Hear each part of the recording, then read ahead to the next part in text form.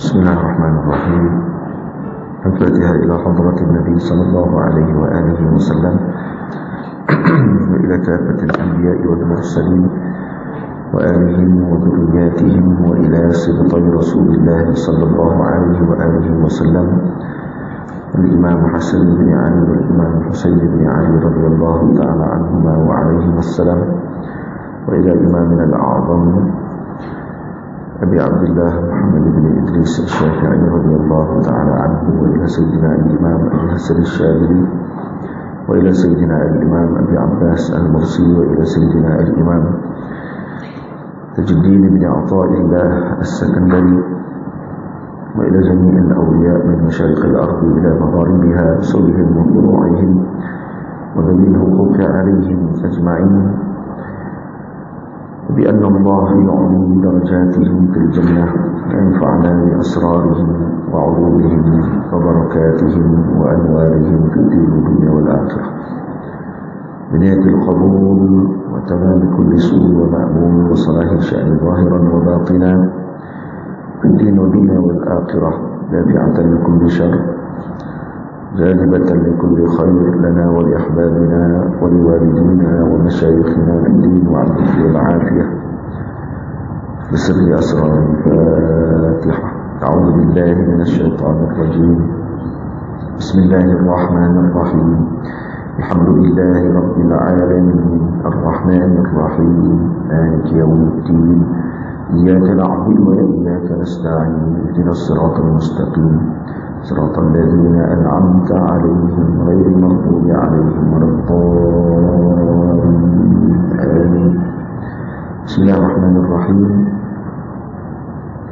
الحمد لله رب العالمين، والصلاة والسلام على أشرف المرسلين سيدنا ونبينا محمد بن عبد الله رسول الأمين، وعلى آله وأصحابه ومن تبعهم بإحسان إلى يوم الدين، أما بعد. قال المصنف رحمه الله تعالى ونفعنا بعلومه وعلوم مشايخنا في الدارين آمين. وراحة الصبيان بعد المكتب أن يأذن الولي لهم باللعب، فإنه عند الصبا محبوب وقلبه أيضا به يطيب.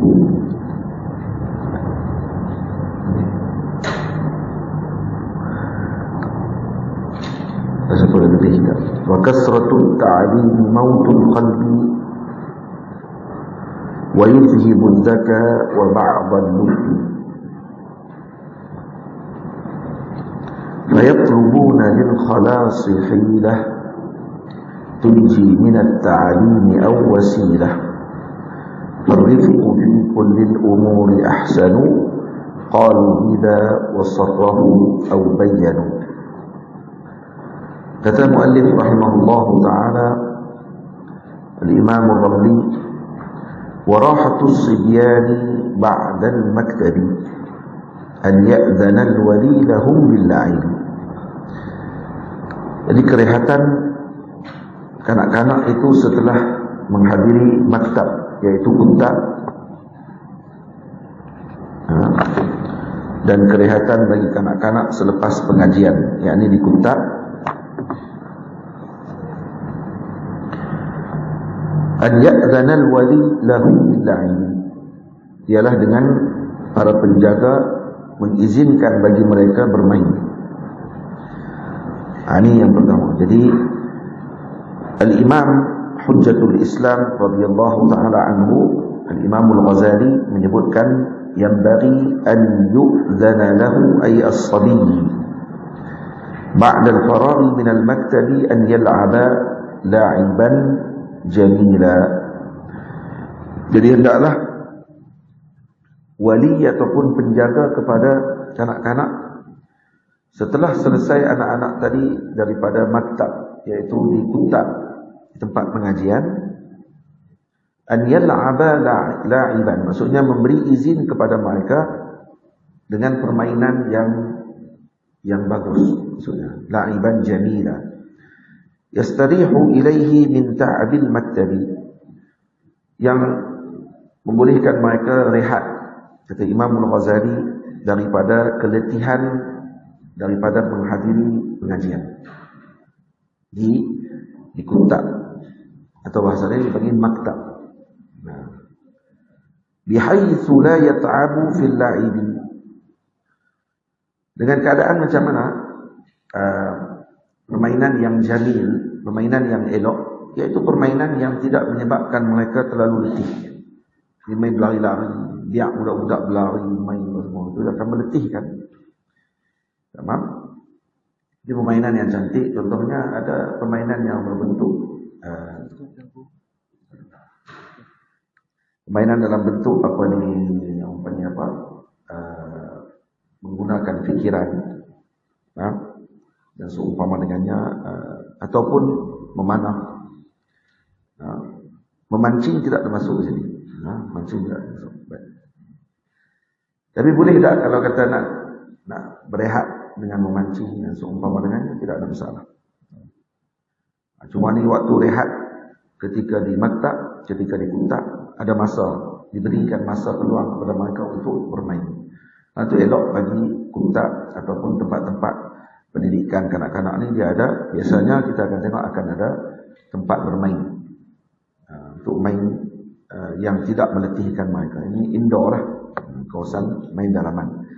Fa inna man'a as-sabiyyi min al-la'ibi wa irhaquhu ila at-ta'lim da'iman yumitu qalbahu wa yubtilu zaka'ah. Ini kerana menghalang kanak-kanak daripada bermain dan memaksa mereka dengan pengajian secara berterusan, itu akan mematikan hati mereka. Yumitu qalbahu, mematikan hati mereka, wa yubtilu zaka'ahu, dan membatalkan kecerdikan mereka. Jadi kecerdikan dan juga hati itu akan terbentuk bagi kanak-kanak, karena masa ketika tersebut adalah masa untuk mereka bergembira. Hakikatnya kanak-kanak ketika mereka bermain, mereka masih lagi boleh diajar pada waktu tersebut. Sebab tu diberikan dengan permainan yang baik, bukan hanya semata-mata meninggalkan mereka bermain, tapi sebaliknya dididik cara bermain, cara main yang elok. Jadi karena ditinggalkan oleh sebahagian guru, sebahagian muaddib ataupun muallim membiarkan para murid atau para anak-anak kuntak bermain, ataupun kanak-kanak di tadika atau yang ada di pasti ataupun di tempat-tempat yang kanak-kanak kecil lah. Kalau kata dibiarkan terus macam tu tanpa ditengok dan dilihat bagaimana mereka bermain, maka ini akan menyebabkan anak-anak tadi tidak terkawal, dan mereka ini yang menjadi isu, mereka nak mengawal barang mainan tadi bagi dia puan saja, membuli dan seumpama dengannya. Jadi kalau tadi boleh diatasi dengan guru turut melihat bagaimana cara permainan tadi dimainkan. Permainan seperti chess dan seumpama dengannya berlaku perbincangan di kalangan para ulama. Bahkan ulama mengatakan hukumnya makruh. Dalam mazhab kita Syafi'i hukumnya makruh. Main chess hukumnya makruh. Aku lihat kalau dia tidak al-aslu fil la'ibi ibahah. Maksudnya asal bagi permainan itu adalah harus, selagi mana dia tidak melalaikan. Cuma syatranj, salah syatranj ataupun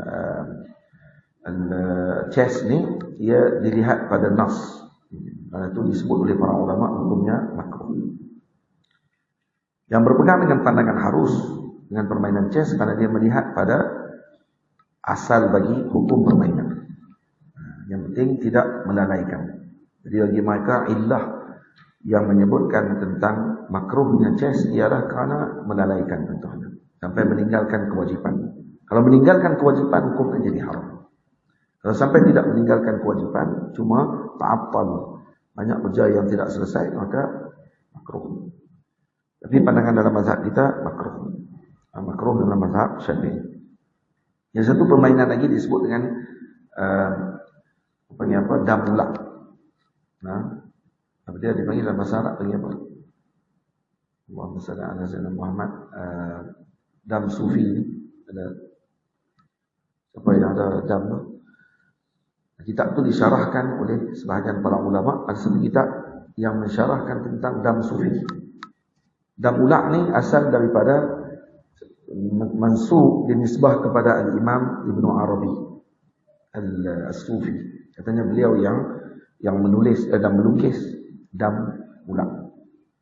Tapi ditulis bukan macam yang kita duk tengok dijual tu. Budak-budak duk main paling dadu, jalan 1, 2, 3, 4 tu naik tangga.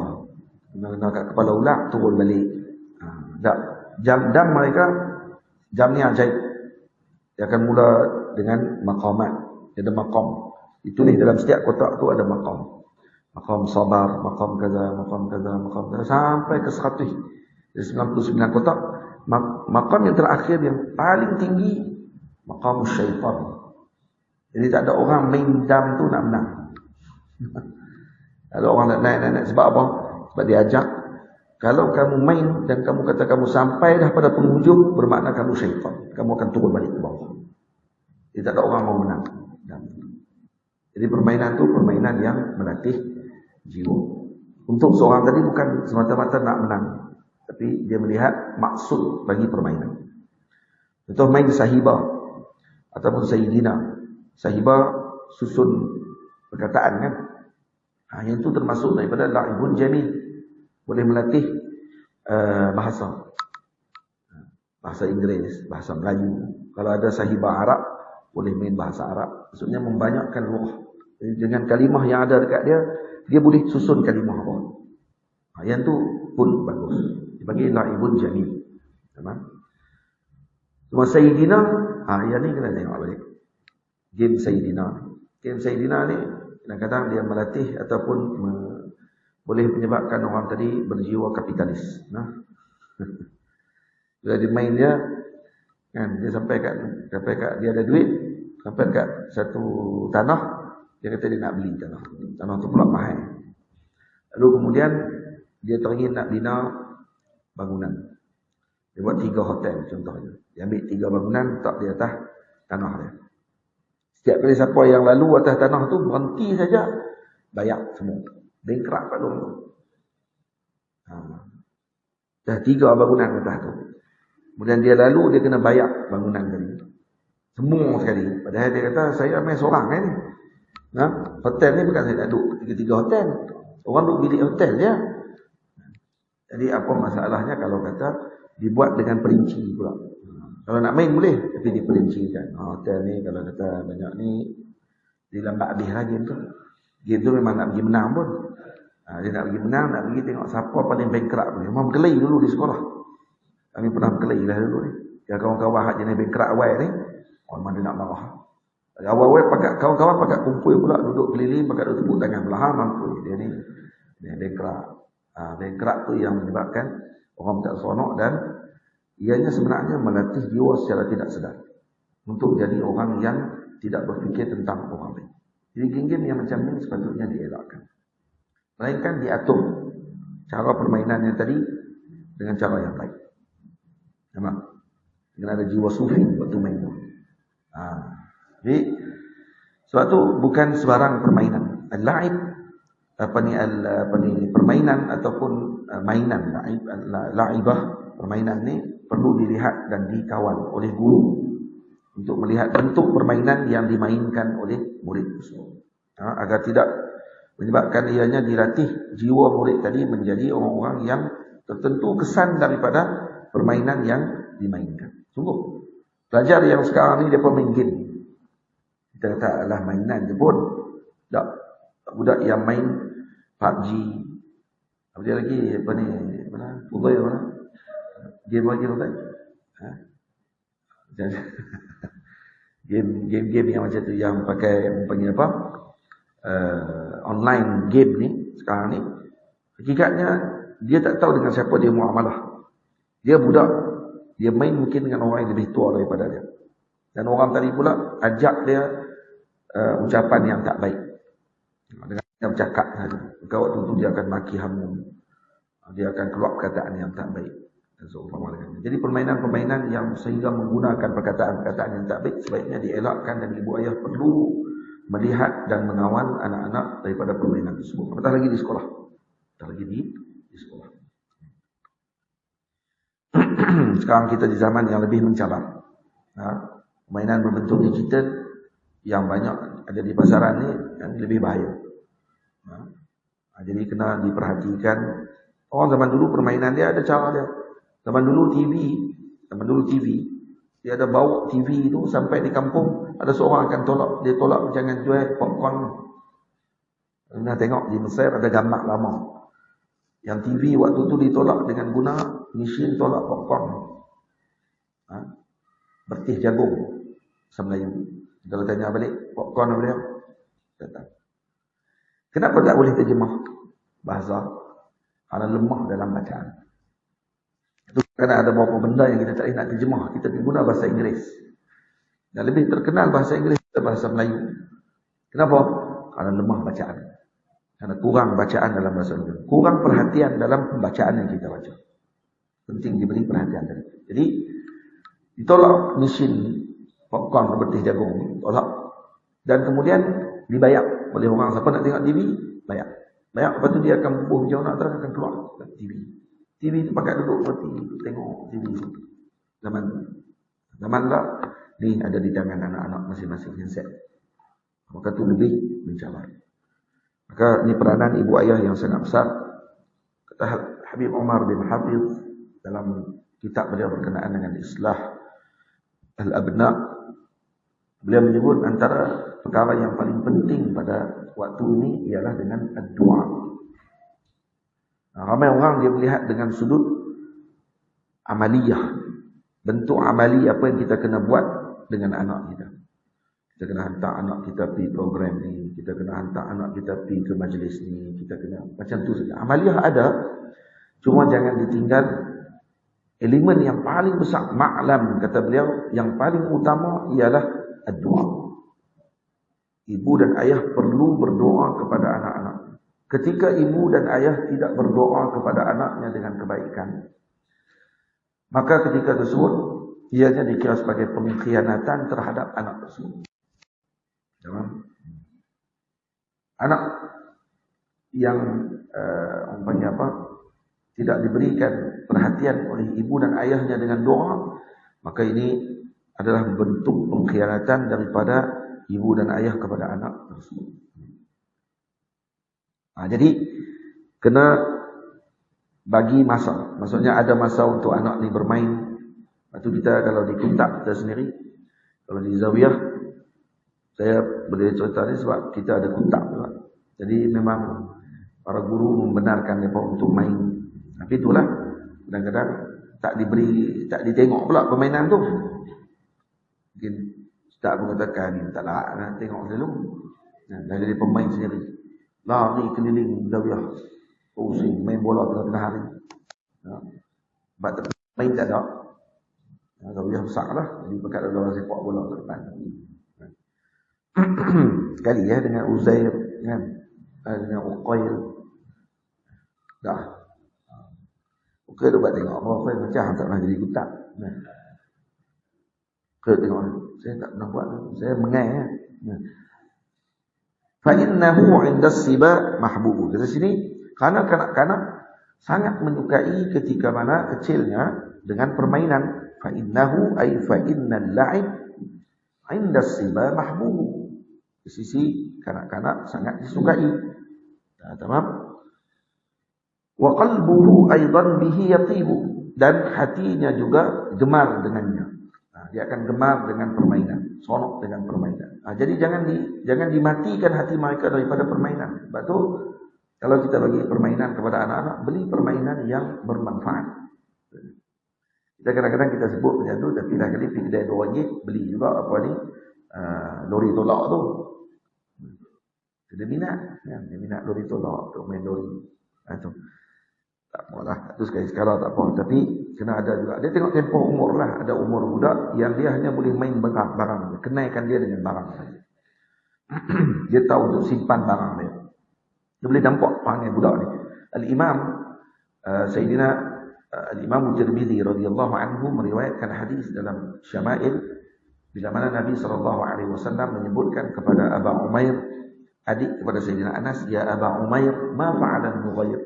Wahai Aba Umair, apa kena dengan Nughair, sejenis burung yang dibelah oleh beliau? Burung itu mati. Nabi ingin menyejukkan dan memujuk beliau. Lalu Nabi duduk sebelah dia dan Nabi tanya, ya Aba Umair, ma fa'ala Nughair? Jadi burung kecil yang kamu belah dulu macam mana keadaannya? Apa kena dengan dia? Disuruh Aba Umair cerita kepada Nabi berkenaan dengan burung yang mati tadi. Jadi kadang-kadang dia ada suka benda, tanya kat dia, bila barang dia rosak, tanya kat dia, kenapa jadi macam mana? Macam mana boleh rosak? Siapa yang ambil? Siapa yang buat? Itu ada perbincangan. Kurang perbincangan dengan anak, kadang-kadang menyebabkan budak itu kurang bercakap. Dan dia tidak boleh untuk meluahkan apa yang terbuku dalam hatinya. Jadi ayah dan ibu perlu kadang bagi masa untuk bersembang dengan anak dia. Dan ada masa anak tadi diberikan dengan arahan sahaja. Umur arahan. Ini jangan buat. Ini boleh buat. Diam. Jangan main. Macam tu. Yang tu dalam waktu umur tadi. Ada umur yang dia bukan lagi hanya if'al wala taf'al. Buat, jangan buat. Tak dia kena tahu rasional. Kenapa saya buat? Kena buat. Dan kenapa saya tak boleh buat? Dia kena terang kat dia tambahan. Beritahu kat dia ni tak boleh buat disebabkan kerana begini. Ini kena buat kerana begini. Dia sebut kat dia kerana umur dia sampai peringkat tu. Ada umur yang dia bukan lagi dengan if'al wala taf'al saja. Buat jangan tak buat. Dia mesti campur sekali dengan perbincangan. Dia ada bincang. Maksudnya ada talk daripada apa apa? Heart to heart. Saya Inggeris sikit. Ya. Hati ke hati. Itu yang tahu. Ya. Qalb ila al-qalb. Daripada hati ke hati. Jadi bincang daripada hati ke hati. Sembang apa dia masalah yang sebenar. Apa yang terbuku dalam hati, apa yang tak puas hati. Apa yang kamu nak seumpama dengannya. Jadi apa ni kadang-kadang kekurangan dalam perkara tersebut menyebabkan berlaku kekurangan dalam hubungan. Dan kefahaman tadi tidak sampai. Itu yang berlaku.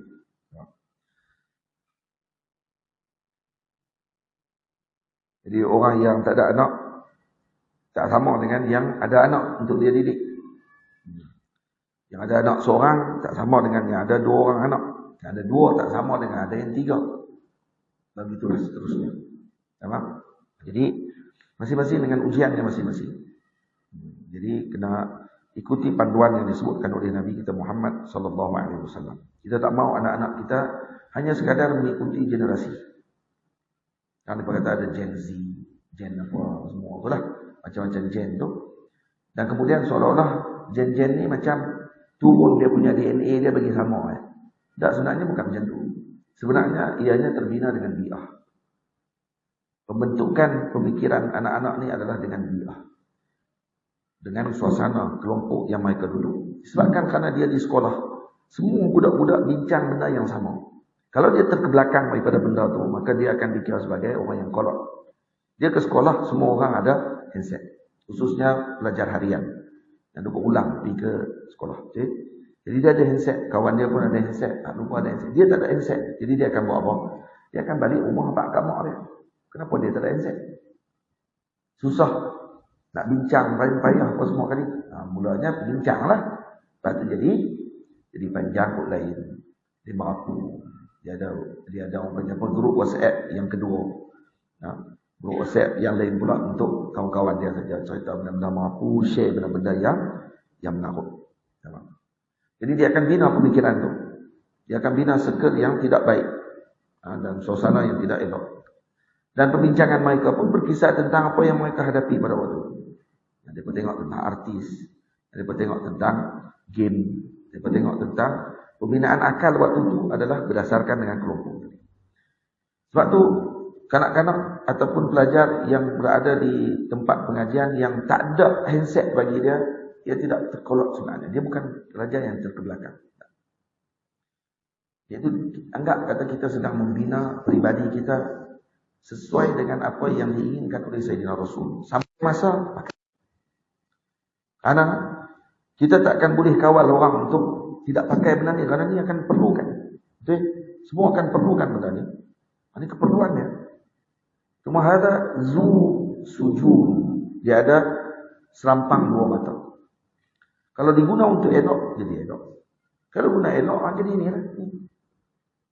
Buat live. Pengajian.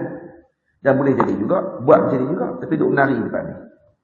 Nah, duk buat panggil bodoh-bodoh, hubung dalam TikTok, hubung dalam Instagram, lagi orang tengok. Apa pula orang perempuan pula. Kan?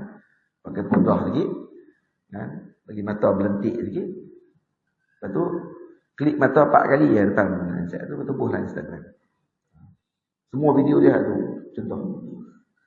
Nah, tak cakap apa. Apa faedah apa pun kita pun tak tahu. Tapi dia buat macam tu.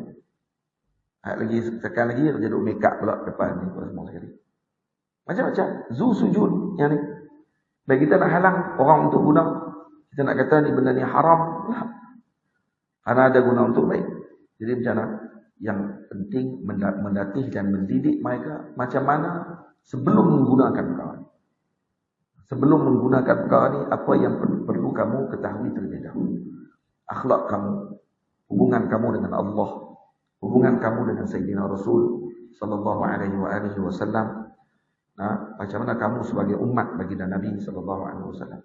Ada perasaan di dalam hati yang akan mengawal pribadi dia pada waktu tersebut adalah iman yang ada dalam hati. Waktu kita akan bukan duduk dengan anak kita 24 jam.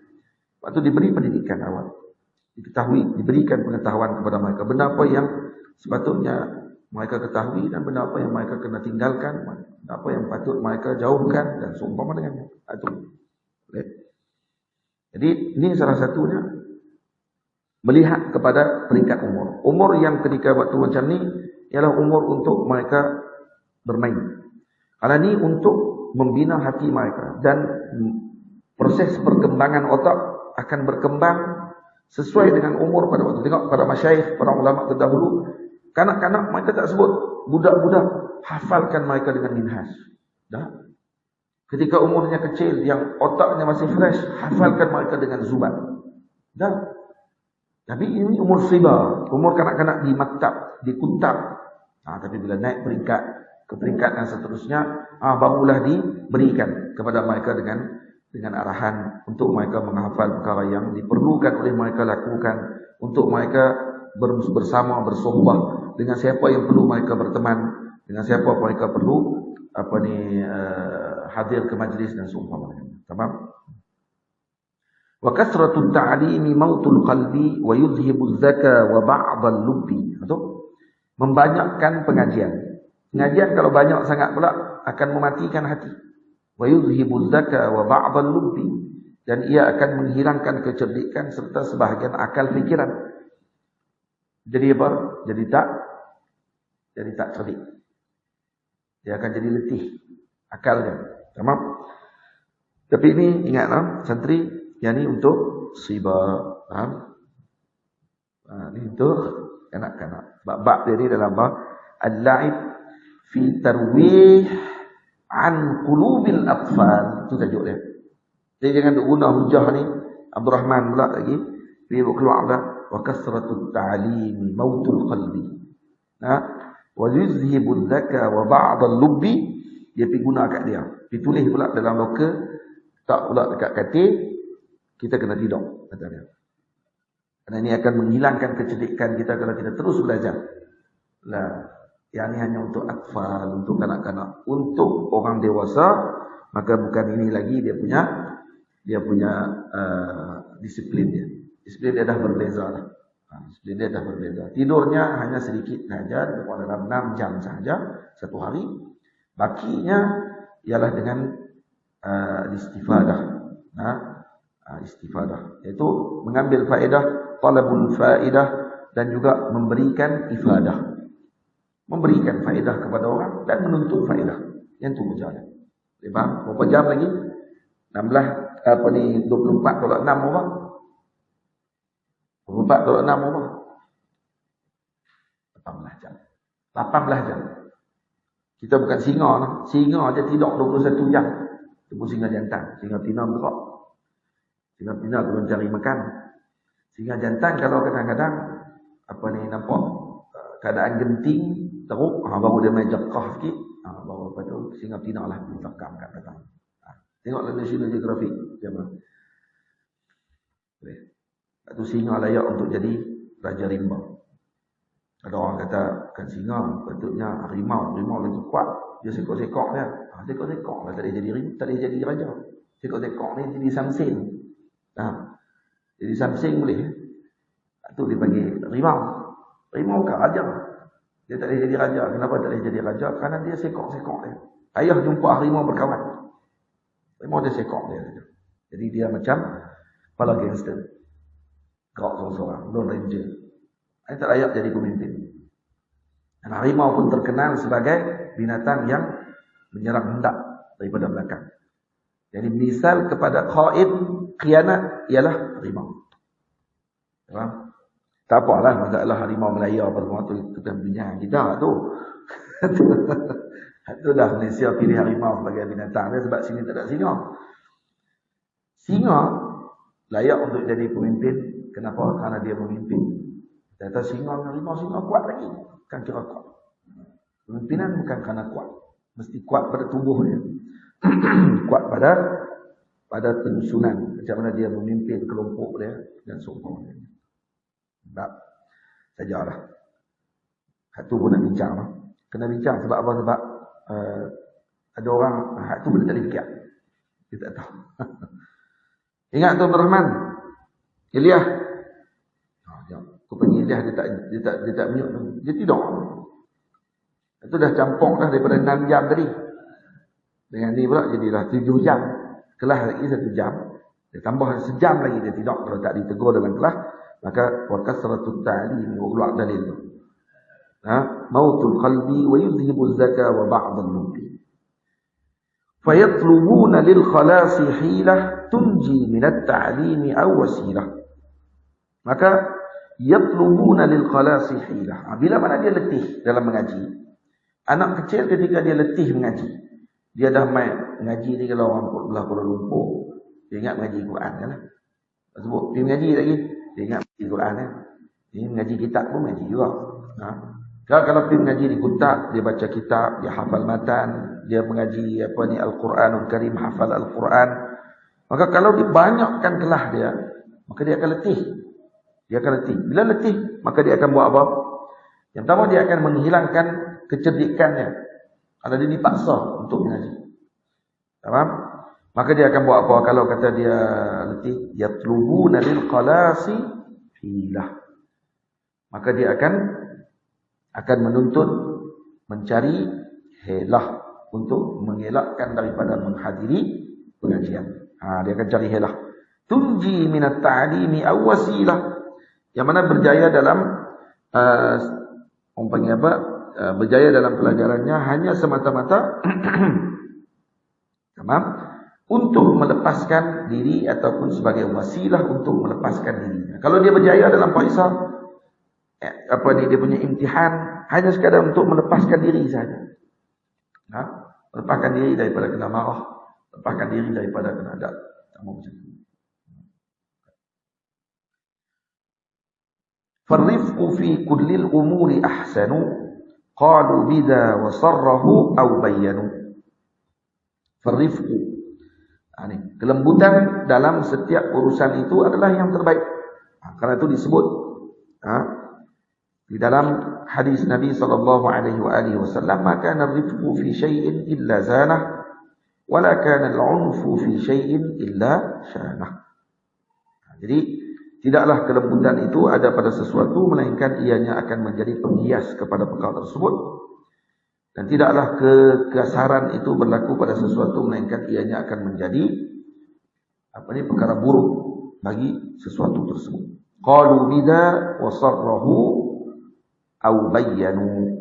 Dan perkara ini telah disebutkan oleh para ulama serta mereka telah jelas menyebutkan serta menerangkannya. Tamam.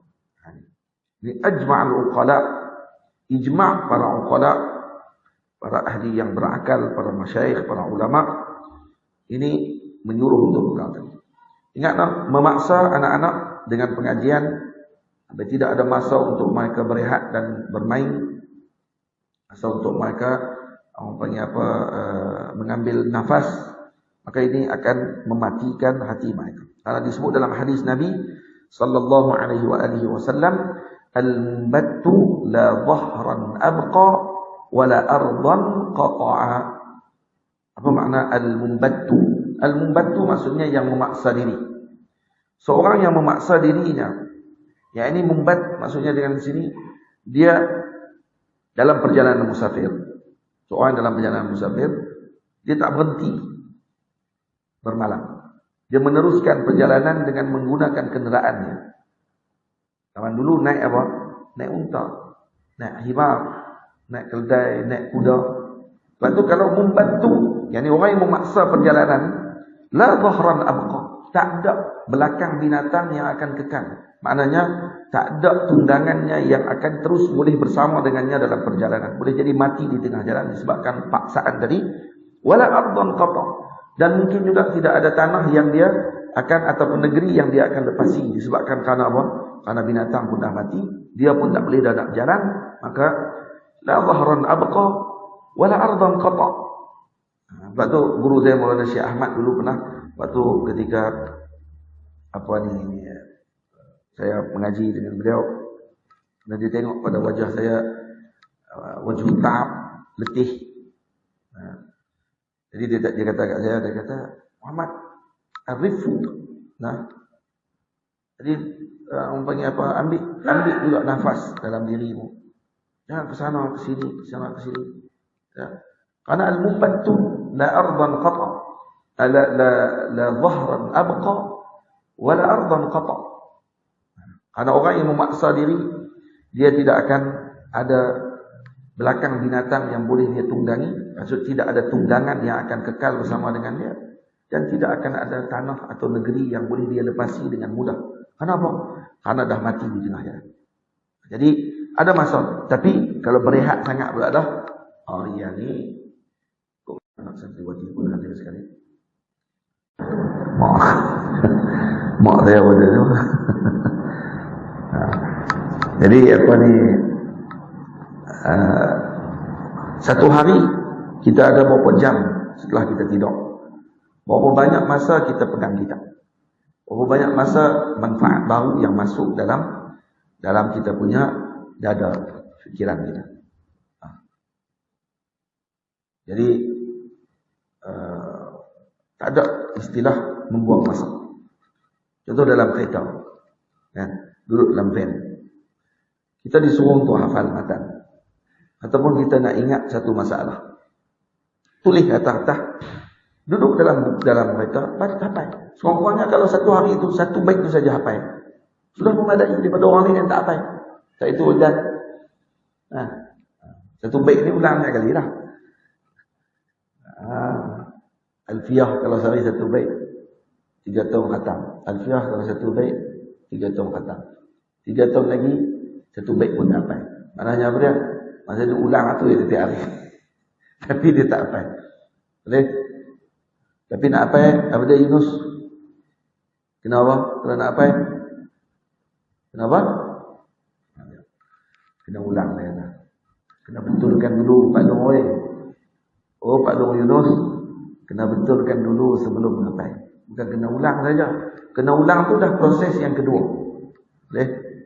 Kena ulang proses yang ketiga. Betulkan dulu pertama dengan guru, pergi jumpa dengan guru dulu. Tanya, betul ke tak saya hafal ni? Baca dulu bagi baris betul, baca dulu bagi nadanya betul, baca dulu bagi betul dia punya subjek predikat dia. Mana satu mubtada dan satu khabar. Kemudian hafal. Kemudian baru hafal. Kemudian baru ulang. 3. Betulkan dulu. Kedua, hafal. Ketiga, ulang. Boleh? Ni betulkan bunda, hafal hak kedua pun tak, ulang pun tak. Lepas jadi apa? 3 tahun lagi kita akan bertemu lagi dengan peristiwa yang sama. Ulang benda yang sama. Maulana Syekh Usamah Al-Azhari, tu hari ada seorang murid beliau datang, kata nak mengaji dengan dia. Kata Syekh, saya nak mengaji dengan Syekh. Saya kata boleh. Tapi dengan syarat kamu kena hafal Alfiyah. 3 bulan lepas tu dia main. 3 bulan. Dia main. Dia buat syekh. Kata Maulana, saya dah hafal.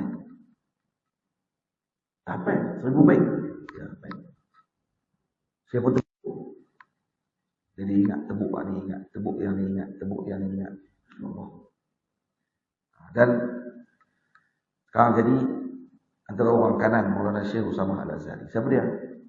Syekh Ahmad Nabawi. Dr. Ahmad Nabawi. Dia pernah mengajar juga di Masjid Al-Azhar, tapi dia tak mengajar di kerusi Masjid Al-Azhar, dia mengajar ke tepi itu. Ada pelajar-pelajar pakai ikut. Yang saya waktu jumpa dengan Maulana Syekh Usamah, dia tak payah lagi Alfiyah waktu itu. Waktu itu umur dia berapa? Waktu itu jadi kuliah lah. Dan kuliah lah bukan di Sanawi. Kuliah. Jadi Syekh suruh hafal waktu itu 3 bulan dia hafal. Maksudnya kalau 3 bulan 1000 baik, sehari dia hafal berapa banyak? Dia kurang. Kalau sebulan 3 apa ni? Allahu Akbar. Berapa? Kalau 1000 baik bahagi dengan 90 hari. Dia kurang 11 baik. 12 baik satu hari. Satu hari 12 baik. Satu hari 12 baik. Tak try, tak percaya? Try. Ibu-ibu try dia. Buka Alfiyah hafal dia. Try sehari 1 baik dia dulu. Tak boleh kata hafal. Tapi syarat dia yang pertama, betulkan dulu. Kemudian yang kedua, baru hafal. Yang ketiga, ulang. Yunus dia sebut yang ketiga tu. Maksudnya macam mana syarat apa? Ulang. Oh, ambil yang ketiga. Baca tak betul. Baca tak betul ni akan jadi masalah. Macam tu orang yang hafal Quran, dia hafal sebelum dibetulkan. Menghafal sebelum dibetulkan akan menyebabkan murid tadi ketika dia jadi hafiz, bacaan dia akan tetap salah. Kerana apa? Kerana dia hafal dulu sebelum dibetulkan di depan guru. Tidak apa ni alhamdulillah. Maulana. Mana boleh kalau hafal apa ni tak dibetulkan dulu. Gitu. Tamam, al-mumbattu la dhahran abqa wa la ardan qata'a. Itu dah boleh hafal dah tu. Dah jadi hadis. Itu dah boleh jadi syahid. Kata Imam Asy-Syafi'i, man hafizal haditha qawiyat hujjatuhu. Siapa yang hafal hadis, maka kuat hujahnya. Siapa hafal hadis, hujahnya kuat. Mai kono kok dia ada hadis, hafal hadis. Boleh. Jadi kesemua perkara ini sudah tentulah tidak akan didapatkan melainkan dengan inayah daripada Rabbul Jalil Allah Azza wa Jalla. Dan juga jazbah ilahiyah, tarikan daripada Allah Subhanahu wa taala kepada seseorang. Faham?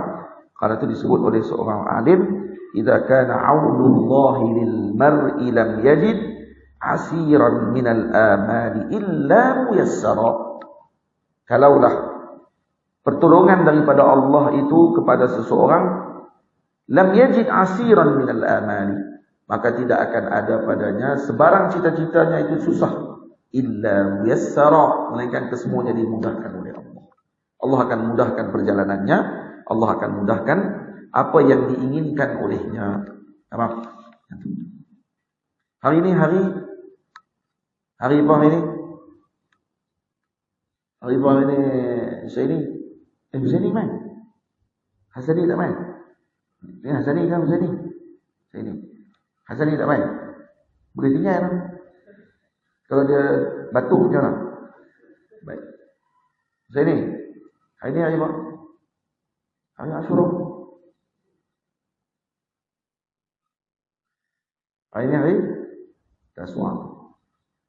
Hari ini hari Taswa. Puasa. Puasa.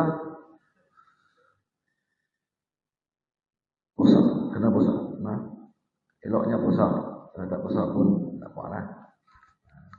Cuma eloknya puasa. Kalau ada riwayat hadis yang juga sebut siapa yang berpuasa Taswa diampunkan dosanya setahun yang dulu.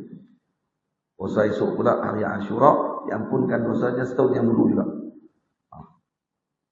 Jadi dua kelebihan orang yang puasa pada hari ini. Jadi jangan puasa. Kalau dia ayak ni lagi, muzakir lah minum. Sebab kita tahu dah memang dia tak belah ni. Kenapa sakit? Kenapa sakit? Kamu belah? Tahu lah. Baik.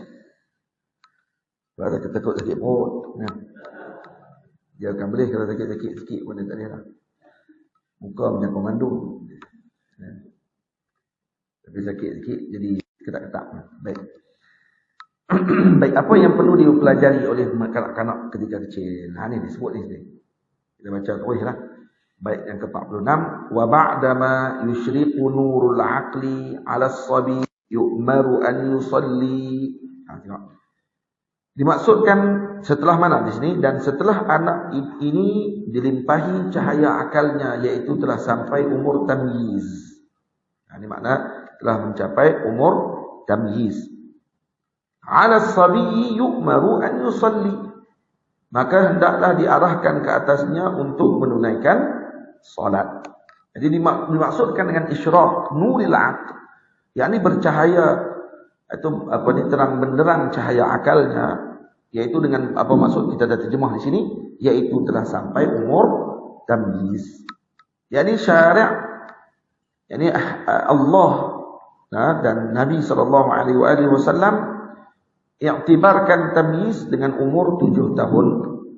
Dengan umur 7 tahun. Faham? Dan dia boleh makan dan minum dengan tangannya sendiri.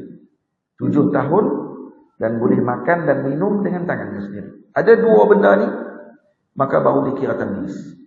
Baik, kalau dia boleh makan dan minum dengan tangan dia sendiri, tapi tak 7 tahun lagi. 7 tahun ni sini 7 tahun apa? 7 tahun Qamariyah. Kiraan tahun Hijri. Sebab tu penting kena tahu tahun Hijri anak kita beranak bila.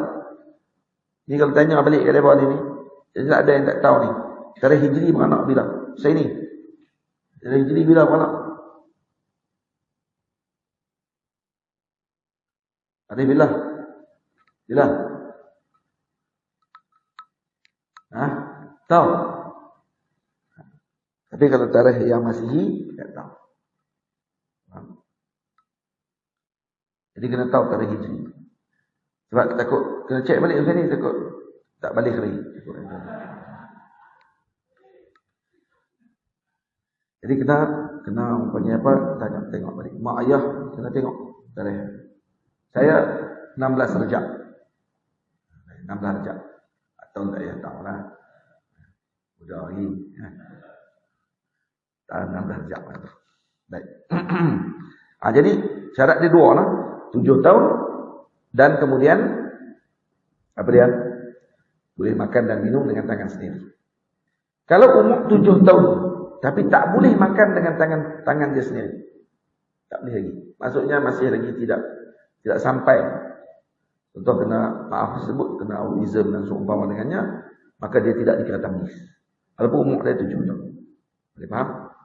Dia mesti 7 tahun dan ke atas lah. Kemudian boleh makan dengan tangan sendiri. Tapi had umur tamyiz permulaan 7 tahun. Dan boleh makan dan minum dengan tangan sendiri. Ada satu kitab yang saya mencadang untuk nak tulis dalam bahasa Melayu untuk panduan kepada ibu ayah. Kalau apa yang wajib diketahui oleh kanak-kanak, bukan boleh wajib diketahui oleh kanak-kanak, yang wajib diketahui oleh ibu ayah untuk diajak kepada anak-anak. Sebelum ketika anak tadi mencapai umur.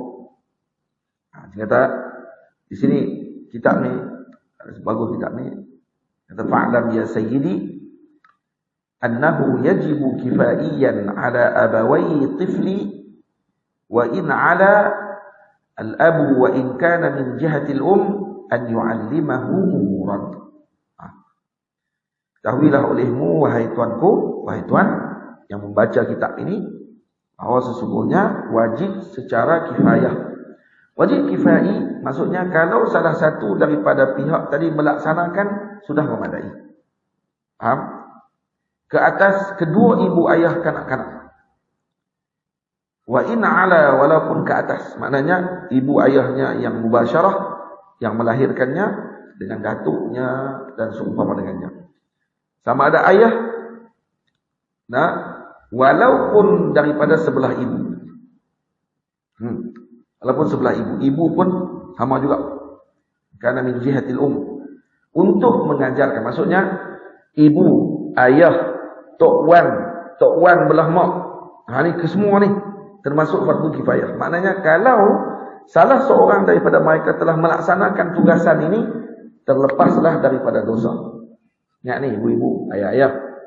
Nah, kalau tak buat benda ni waktu ketika anak tadi mencapai sinnut tamyiz, maka ibu dan ayah tadi sedang melakukan dosa. Ya.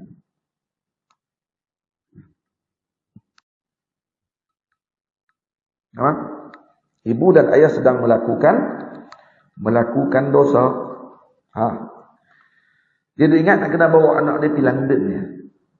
Dia nak kena anak dia kena pergi ke main-main sono, pergi jalan-jalan, yang tu saja sono bagi dia. Dia kata dia kena hidup dengan anak dia sebelum anak dia masuk ke sekolah dua asrama dan seumpama dengannya.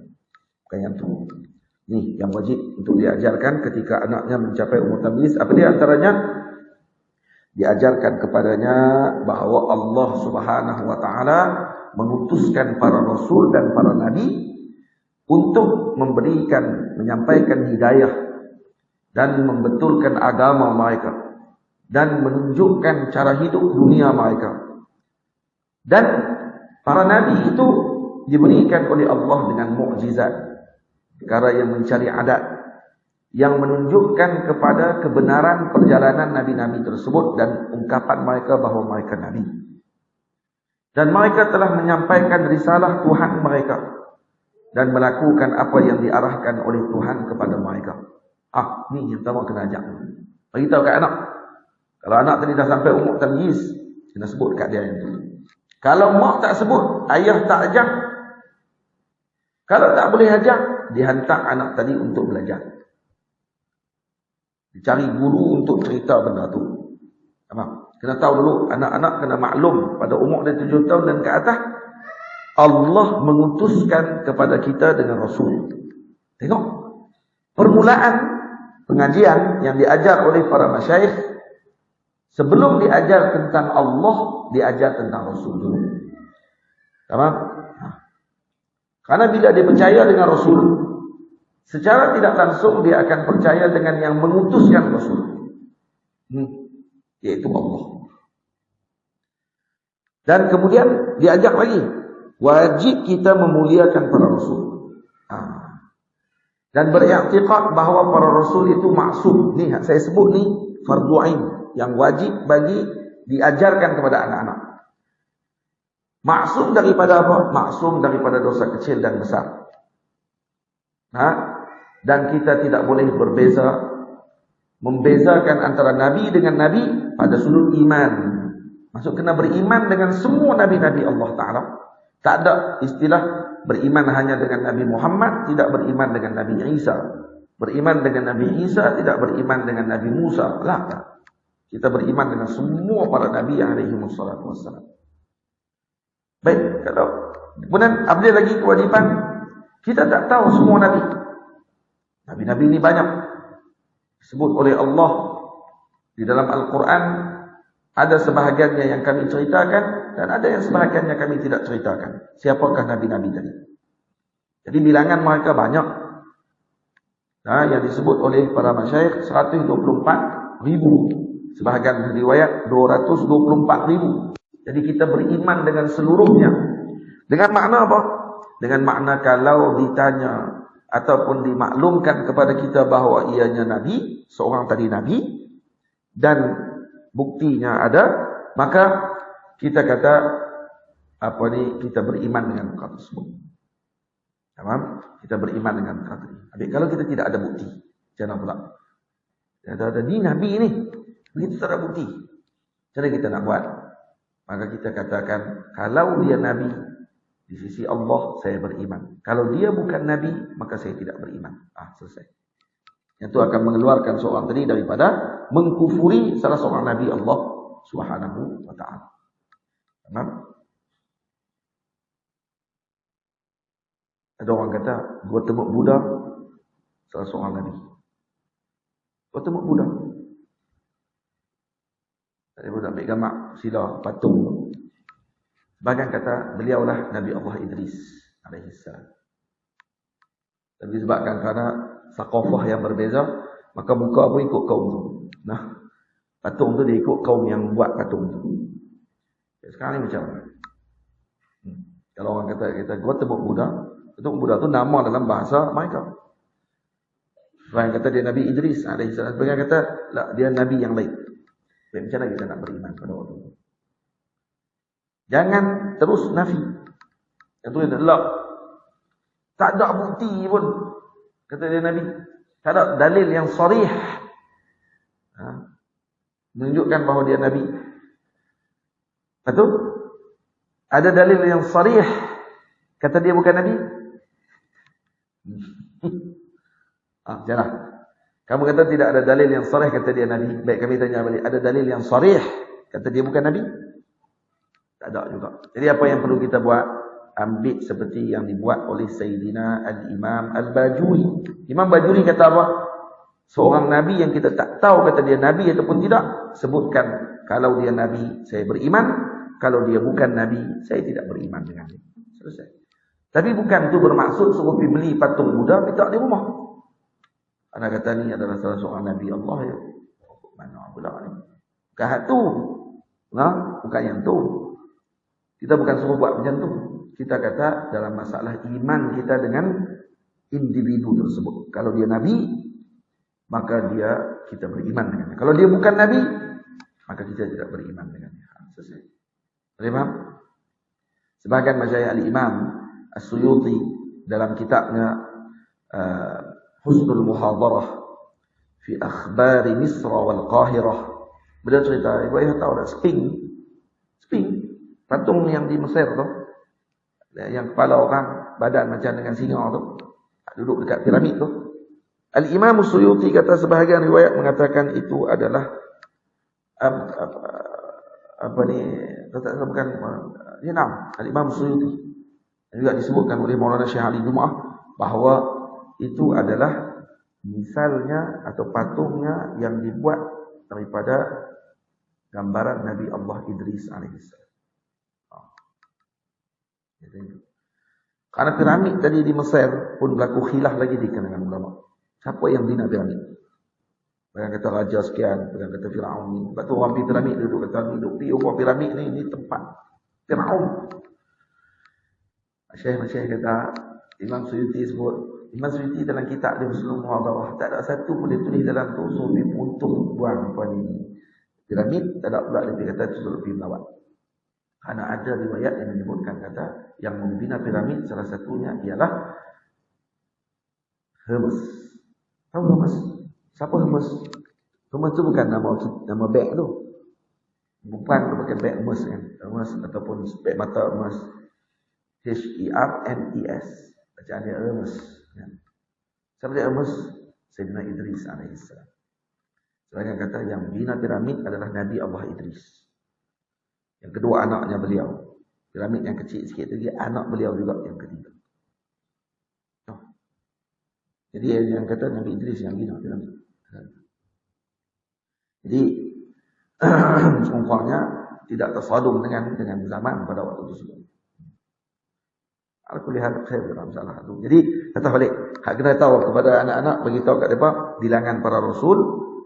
Kita tidak mengetahui bilangan para rasul secara tahdid, secara terperinci, tapi kita beriman dengan seluruh para rasul dan mengetahui yang wajib kita ketahui 25 para rasul secara terperinci, yaitu dengan mengetahui nama mereka. Mengetahui saja, tidak wajib hafal. Kalau dihafal lebih bagus. Adam, Idris, Nuh, Hud, Saleh dan seumpama dengannya sampai kepada Sayyidina Muhammad sallallahu alaihi wa alihi wasallam.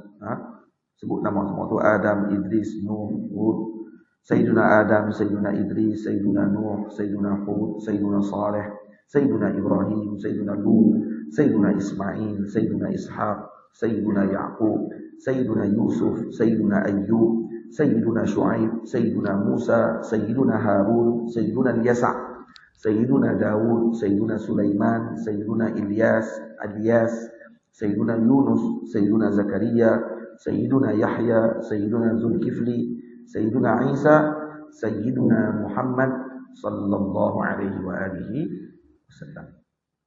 Tamam. Jadi alaihi wassalatu wassalam. Jadi tahu semua Nabi tadi.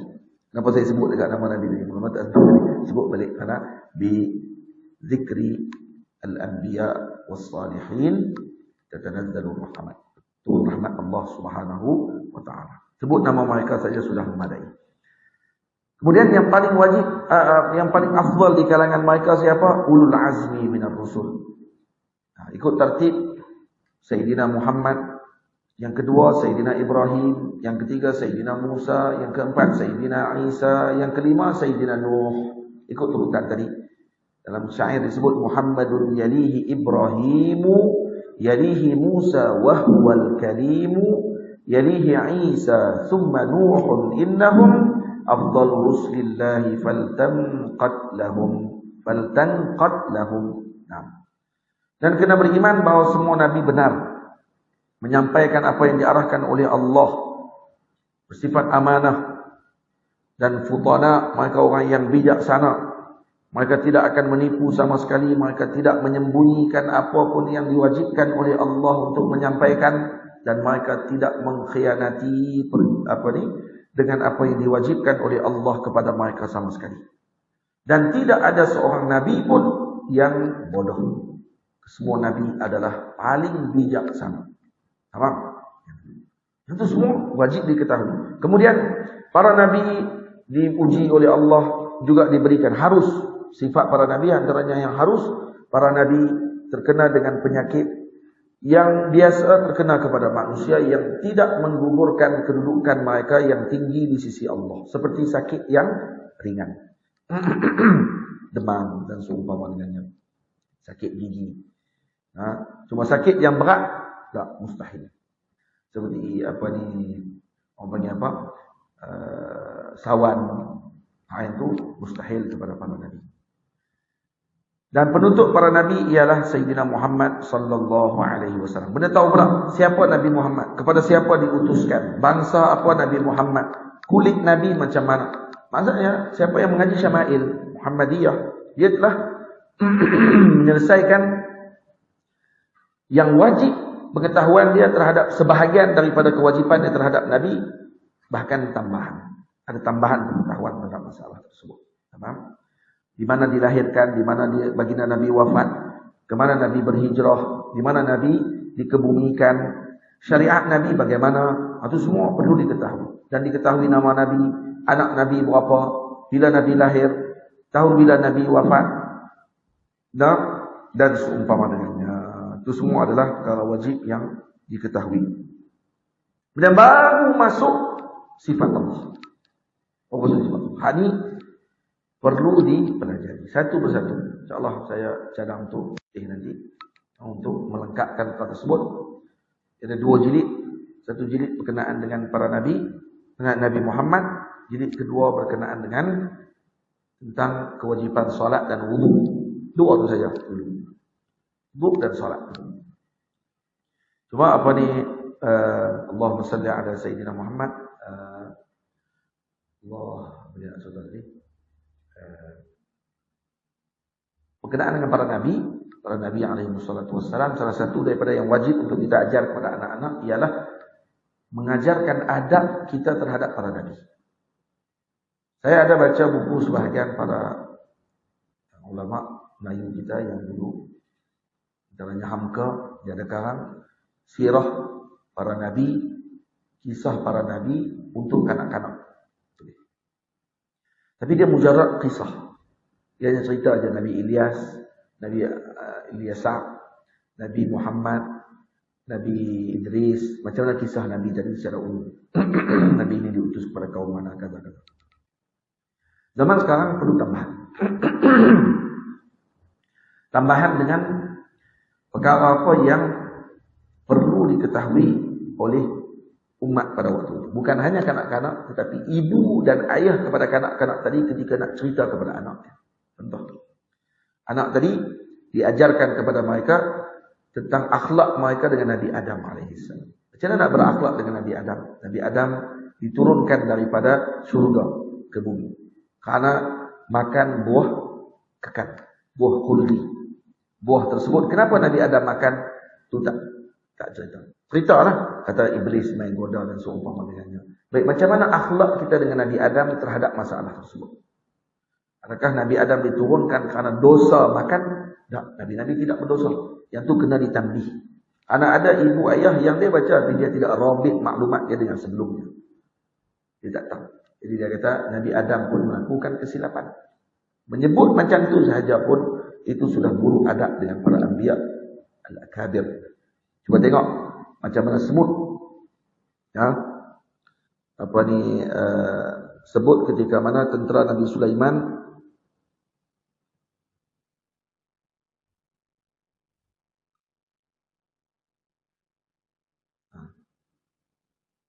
mana ayat dia? Wahum la yash'urun.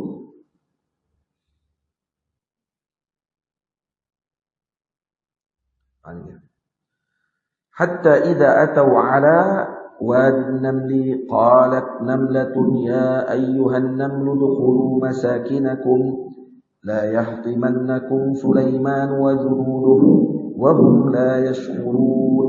Wa husyira li Sulaiman junuduhu, dihimpunkan bagi Nabi Sulaiman bala tenteranya, minal jinni wal insi wat tayri fahum yuza'un, daripada jin, manusia dan burung.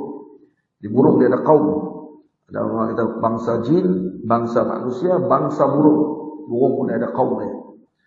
Lalu mereka dijaga dan diatur keadaan dan perjalanan mereka masing-masing. Hatta idza atau ala wadin namli, maka marahlah angkatan tentera Nabi Allah Sulaiman alaihi salam sampai ke Wadi Naml. Itu tempat itu disebut dengan Wadi Naml. Tempat semut. Qalat namlatun, berkata seekor semut di kalangan semut-semut tadi, raja semut. Dia kata kepada semut-semut yang lain, udkhulu masakinakum, masuklah kalian ke dalam sarang kalian masing-masing, la yahtimannakum Sulaiman wa junuduh. Masuklah ke sarang kamu masing-masing. Jangan Nabi Sulaiman dan tenteranya memijak serta membinasakan kamu. Wa hum la yash'urun, sedang mereka tidak menyadari. Fatabassama dhahika. Dalam ayat seterusnya Allah Ta'ala menyebut hikayat kepada peristiwa Nabi Sulaiman tadi. Disebutkan fatabassama dhahikan min qawliha. Ya. Nabi Sulaiman tersenyum, kagum dengan apa yang diucapkan oleh semut tadi. Tamam. Dan kemudian Nabi Sulaiman kata apa? Wa qala rabbi auzi'ni an ashkura ni'mataka allati an'amta 'alayya wa 'ala walidayya wa an a'mala salihan tardahu wa adkhilni bi rahmatika fi 'ibadika as-salihin.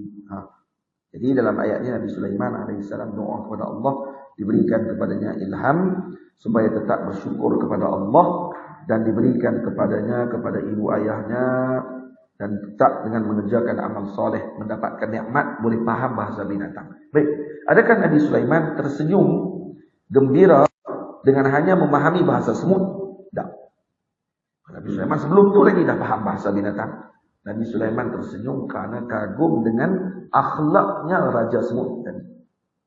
Seperti itu. Akhlaknya Raja Semut. Kenapa? Karena Raja Semut tadi menyebut, udkhulu masakinakum, masuklah kalian ke dalam sarang kalian, la yahtimannakum Sulaiman wa junuduh, agar Sulaiman dan tenteranya tidak memijak kalian, wa hum la yash'urun, sedang mereka tidak sedar. Yang salah itu kamu, bukan tentera Nabi Sulaiman dan Nabi Sulaiman. Karena mereka tak tahu kamu itu ada, kamu kecil. Nabi Sulaiman pijak, nanti kamu salahkan Nabi Sulaiman. Tak, mereka tidak bersalah karena mereka tidak sedar kewujudan kalian. Masuk dalam tempat. Nanti kalau dipijak, maka kamu tidak akan menyalahkan mereka. Tak boleh menyalahkan mereka. Kamu yang salah. Di sini akhlak membesarkan al-akabir, membesarkan orang-orang yang besar, dan tidak meletakkan kesalahan kepada yang besar, orang-orang yang besar. Sebaliknya mereka yang meletakkan kesalahan kepada diri mereka. Akhlak ini diambil oleh para murid, diajarkan oleh para guru kepada murid agar tidak menyalahkan para guru ketika meletakkan hukuman. Karena apa? Karena syekh la yukhti. Guru tidak salah. Yang salah paham, yang salah dalam peletakan tindakan adalah pelajar. Yang ni yang melatih, bukan mengatakan seolah guru tadi benar dalam semua keadaan. Tidak. Tapi melatih murid untuk tidak cepat menyalahkan. Berbeza yang tidak ada akhlak ni, ketika dia dengar guru dia berucap, dia letakkan ucapan gurunya di atas timbangan. Dia yang menimbang pada waktu tersebut. Jadi sebab tu timbangannya sengit. Kenapa? Karena tidak ada panduan. Dia pula jadi penimbang antara apa yang diucapkan oleh guru ini benar ataupun tidak. Lepas tu kata para masyayikh kami, tariq, kata masyayikh kami, sikit lagi nak cukup 1 jam. Disebut kata apa? Oleh para guru, la taj'al qu'udaka ala amam al-masyayikh ka qu'udil muwarbil. Jangan kamu duduk di depan gurumu seperti cara duduknya orang yang menampi padi. Orang yang menampi padi, dia akan memilih benda apa yang dia nak pilih, benda apa yang dia tak mau, benda apa yang dia nak, dan seumpama dengannya. Tak. Kalau kata para guru, kita dengar guru-guru cakap, maka kaedah dia apa dia? Idza sami'tum, apa dia Muhammad? Sebut. Idza sami'tum faqammish wa idza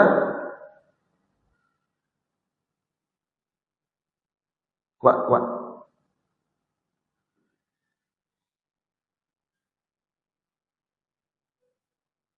Wa idza hadatstum fattish. Idza sami'tum faqammish wa idza hadatstum fattish. Itu ketika mana kita dapat daripada guru, dengar semua, tulis semua. Tapi ketika nak sampaikan kepada orang, pilih balik apa yang kita nak sampaikan. InsyaAllah kita bertemu lagi pada pertemuan akan datang. InsyaAllah sambung pada bait yang seterusnya. Qala rahimahullahu ta'ala, wal yaltazim fi'lal kiramil awliya al-muttaqin as-salihin al-asfiya wa ya'tamid julusahu bainahum hatta yuwafiq tab'uhu tab'ahum wal yangharis biqalbihi ma yastami' wa yantabi' fi qalbihi ma yantabi'. Yang ini kita akan bahas pada pertemuan akan datang insyaallah taala. Jadi beramal dulu apa yang kita sebutkan tadi, dan moga-moga Allah taala memberikan kepada kita kebaikan dan dijadikan anak-anak kita anak-anak yang saleh dan salihah. Amin ya rabbal alamin. Sallallahu alaihi wasallam Muhammad wa ala alihi wa sahbihi ajma'in. Walhamdulillahi rabbil alamin. Assalamualaikum warahmatullahi wabarakatuh.